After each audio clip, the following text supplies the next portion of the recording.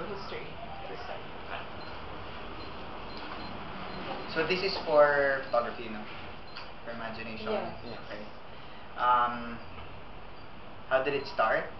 Actually, it started off as a hobby. I've been shooting for a long time, since I can remember. Alam ko when I was about 10, I already would borrow my dad's cam and just shoot. And then eventually, since I didn't have my own camera, I forgot all about it. When I was in college, I unknowingly did an album cover of a band, and they used it for their album.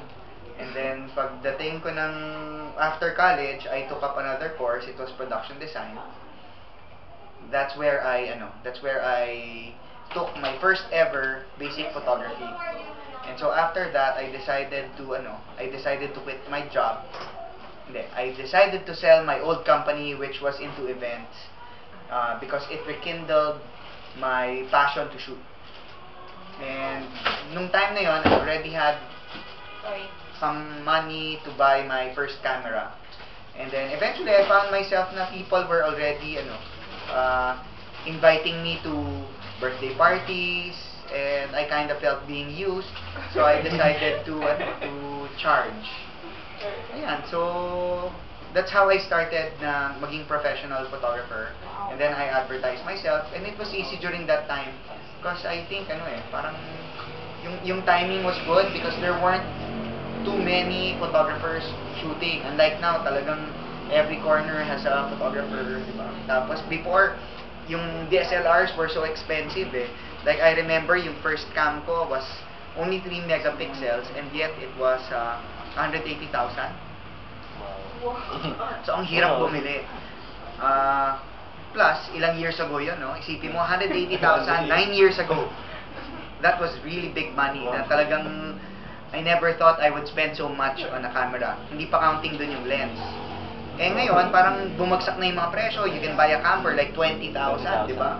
So, ngayon parang everybody's a photographer. So, the company itself, like, how did you build it from you charging and then... So, I was charging, people were kasi the thing with what I realized with photography is it wasn't like my old business. Kasi yung old business ko yung events, it's something that I can pass on to my kids. Diba? Parang it's just like pag kunyari ikaw, if you're into repairing cars, eventually it's something you can pass on. If you're selling something, kunyari if you're into buy and sell, it's something you can pass on. But what I realized with photography, especially if you're marketing your own name, eventually if you die, the business dies with you. Diba? You can't pass on talent just like that. So what I did was I created a program na I could teach people and they can shoot for me, and meron siyang parang loyalty factor. Okay. Ayun. And plus, syempre, tumaas yung demand, and parang na-frustrate ako na, bakit ganun, no? Why can't I duplicate myself? Okay. So, I decided to train photographers also. So, at first, it was partly leaving a legacy and partly greed. Ayan. So, yun I guess. Alright. So, next. So, from, how did it, like, what did you do? You asked people if they wanted to be trained, and then that's where you eventually started the core team. People wanted to be taught. People were asking me to teach them. And at first, itong mga loyal people na to would be my backup. And then eventually, I would ask them, oh, kaya mo na ba na mag-solo? So, they would be my second team. And then, ayun. And then, at first, very informal siya. And then, I realized na parang very unstable kasi you don't know until when sila pwede. And then, parang it kinda feels bad when you see them na, oh, wala na, ayaw na nila tumanggap sa'yo, they're already shooting for other people. And sometimes, parang hindi mo makakuha yung return eh. Tapos sometimes, hindi mo rin ma-check yung quality. Yeah. Diba? Like, for example, someone's booking me, and then I say yes, and then I realize na yung usual backup ko, tumanggap din sa iba. So, and before kasi, I started off as a talent manager. Okay. So I used to manage bands. Kaya ako nakapag-shoot before for an album cover. And so I applied the same principle dito. Na since photography is a talent, I kind of became like their talent manager. Di ba pagka kunyari ikaw, if you're an artista, and someone invites you, for example, if you go to Gary V and you ask him na, Gary V, can you sing for my birthday? Gary V will not tell you, yes. Ang sasabihin ni Gary V is, talk to my manager. So it's the same thing dito sa imagination. If you go to any photographer here, they would tell you, talk to my manager, which is me. Okay. So parang ganun yung principle niya. Okay. So these group of people, so they just grew. Yeah. Okay. And when did you establish Imagination as, okay, it's Imagination Photography. Nag-start kasi yung Imagination. I became a professional 2003. Back then, very informal pa yan. I had a partner before. Tapos siguro nag-start yung Imagination as a company about 2006 or 2007. And then you established like the structure. Yeah, yung structure niya is, we call it the apprenticeship program. We are now on our 8th batch, which is starting today. Each batch approximately has about 12 people. Okay, these people apply. Yes. Okay. And if you're going to ask me, saan ko naman napulot, where did I learn that? It's actually biblical. Because Jesus had 12 disciples. Oh, okay. And yung kanya, di ba, it's, well, Jesus came not to preach the good news to everybody, but to only find the 12. Yeah. Na yun yung tinaname niya. He spent time with them, and eventually yung 12 na yun nag-grow. Which is the same na yung mga people who I've taught, some of them have left.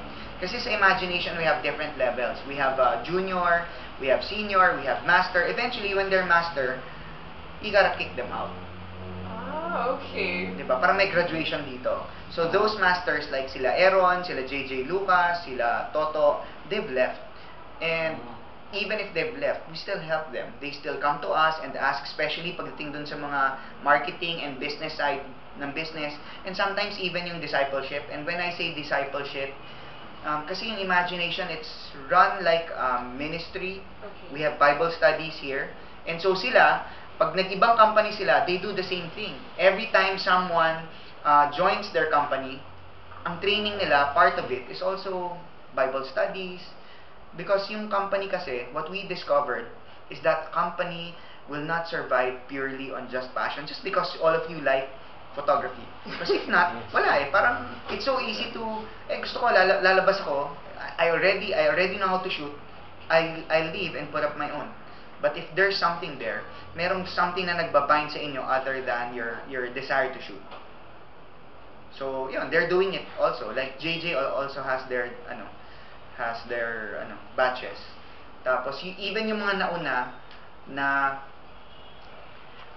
well, they're not, kasi nung time na yon, iba pa yung purpose ko, it was mostly money. Pero hindi sila ganun din, nagbabatch, like si Nelwin Uy. Nelwin Uy also gets yung mga apprentices niya. So, if they graduated, do they still get photography? No, so they really have to work yes. on this. At first, we help them. Sinasabi ko sa kanila, if you need, basta kung may mga, if you need anything, you can always go back to us. Okay. So this is just for the presentation. If you had to list your values as a company, what would they be? I guess yung first doon is yung God-fearing, and then yung integrity, and then excellence. Yun siguro yung mga values namin. And sir, for the company, ano yung mission and vision? Oh. The mission of the company is to build a solid, progressive community of Christ-centered followers. So that's the main thing. It's not really to just produce pictures.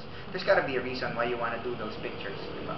So the vision is like for the ministry and for pursuing the passions of those people in photography. Yeah. Okay. And ayun, so with that, may mga rules kami dito, like we don't shoot nude. Okay. We have yung boudoir dolls, which is this one. So we have the boudoir dolls. So this is kind of sexy, but it's only the women who shoot the women. Okay. And kasi yung mga women, they would understand kung hanggang saan yung mga limits eh. Diba? I mean, I have yet to see a lady photographer na talagang rated X yung because she understands, diba? Hindi niya babastusin yung sarili niyang sex. Okay. Okay. org structure details. If you had a chart, would it be, how would it be? You, Yeah. and then, We have, ang mga departments namin dito, we have the photographers, and then we have the production, which houses all the editors. We have the admin, and then the admin would have the messenger, the finance, and then we have yung